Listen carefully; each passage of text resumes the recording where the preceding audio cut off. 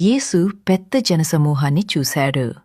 వారు ఉదయం నుండి సాయంత్రం వరకు ఆయన బోధను ఆసక్తిగా విన్నారు. దేవుని రాజ్యం గురించి, ప్రేమ గురించి, క్షమ గురించి యేసు వారికి బోధించాడు. సాయంత్రం అయింది. జనసమూహం ఇంకా ఆయన చుట్టూ నిలబడి ఉంది. అప్పుడు శిష్యులు యేసుని దగ్గరకు వచ్చి అన్నారు, ప్రభువా, ఇది అరణ్య ప్రదేశం, సమయం కూడా ఆలస్యమైంది. వారిని పంపించేయండి, వారు గ్రామాలకు వెళ్ళి ఆహారం కొనుక్కోవచ్చు. కాని యేసు వారిని చూసి శాంతంగా అన్నాడు, వారికే మీరు తినిపించండి. శిష్యులు ఆశ్చర్యపోయారు. అంత పెద్ద జనసమూహానికి ఆహారం ఎక్కడ్నుండి వస్తుంది?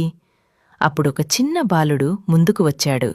అతని చేతిలో 5 రొట్టెలు 2 చేపలు మాత్రమే ఉన్నాయి.